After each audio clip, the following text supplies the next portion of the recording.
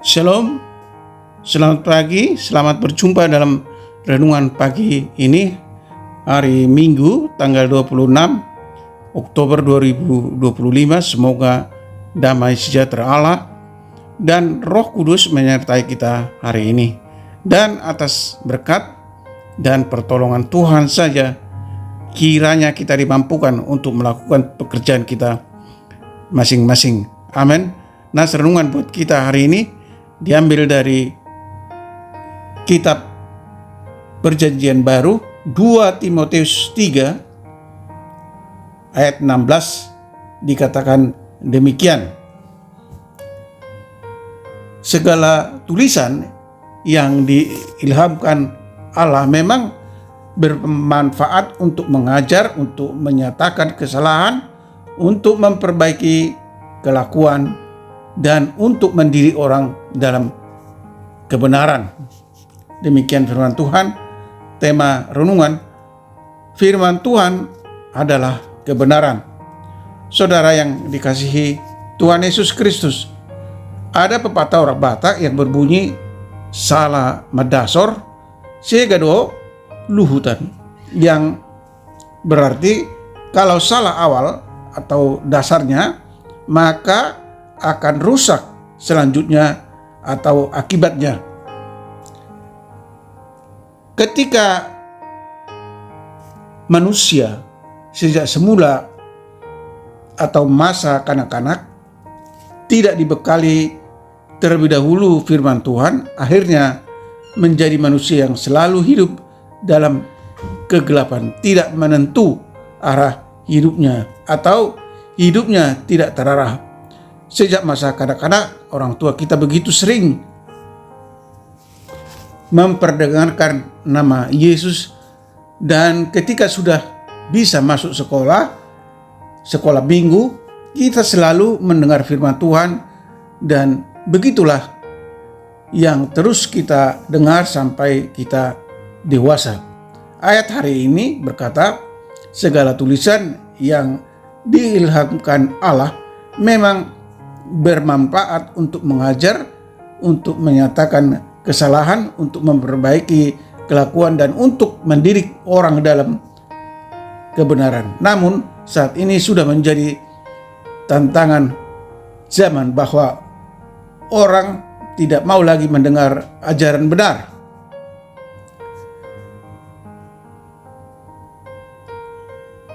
Apalagi khotbah yang menegur.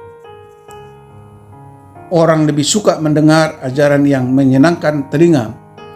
Telinga seseorang tertutup terhadap kebenaran dan sangat menikmati terhadap cerita dongeng.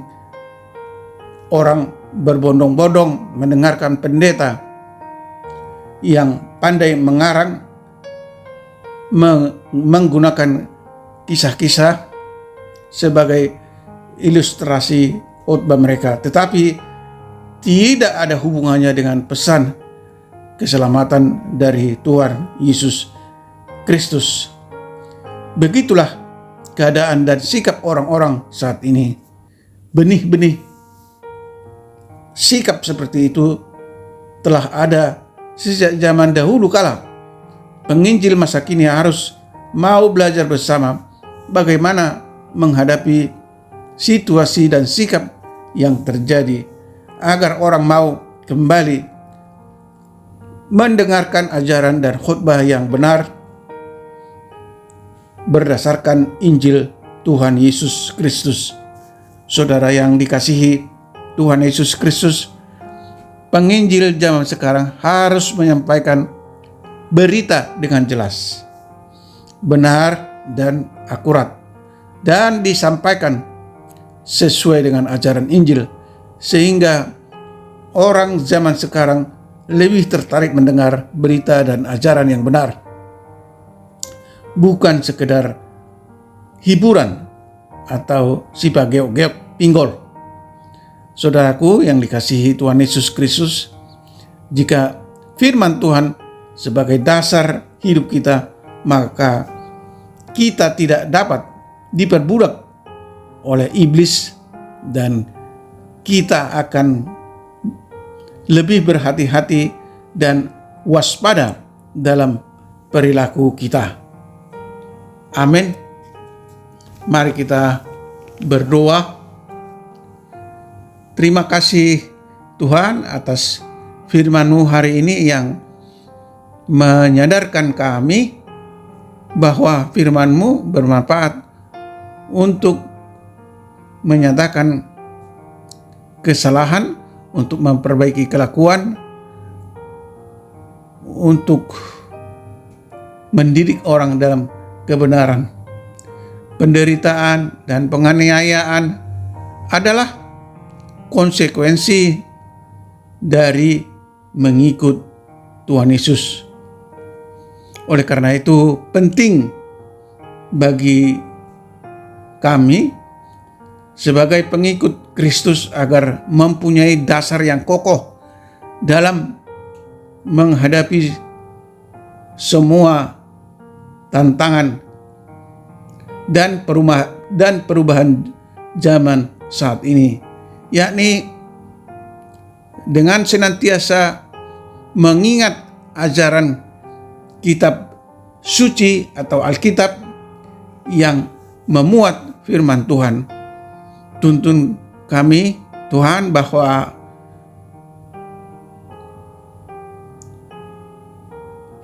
pembacaan firman Tuhan sangat penting karena dapat memberikan hikmat dan menuntun kepada keselamatan dan memperlengkapi orang-orang umat-Mu untuk melakukan perbuatan baik. Jika firman Tuhan memenuhi hidup kami, maka kami tidak akan diperbudak oleh iblis dan kami akan lebih berhati-hati dan waspada berperilaku. Oleh karena itu, berilah kami hati yang selalu rindu untuk mempelajari firman-Mu, merenungkan firman-Mu, dan kerinduan untuk menyaksikan firman-Mu kepada orang lain. Kami berdoa buat anak-anak Tuhan, para pendengar renungan pagi ini, mereka yang di rumah, di luar rumah, seperti di kantor, di pasar, di sekolah, atau sedang di perjalanan, atau dimanapun mereka sedang berkegiatan. Berkati, lindungi, dan jauhkan mereka dari segala mara bahaya. Buatlah segala usaha dan pekerjaan mereka berhasil.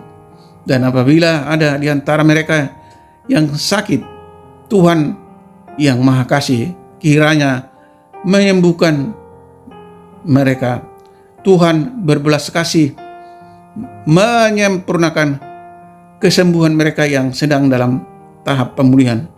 Jika ada di antara mereka yang menderita karena berbagai tekan masalah, seperti masalah ekonomi, masalah pekerjaan, masalah keluarga, dan lain-lain, Tuhan menolong dan menopang mereka agar mereka dapat keluar dari masalah mereka. Dan mereka yang mengalami duka atau bersedih, Tuhan yang memberi penghiburan atau kekuatan lewat Roh Kudus-Mu, sehingga mereka dapat mengucap syukur dalam segala situasi. Tuhan, dengarkanlah doa kami yang kami sampaikan dalam nama Tuhan Yesus Kristus. Amin. Shalom. Tetap sehat. Tuhan Yesus memberkati.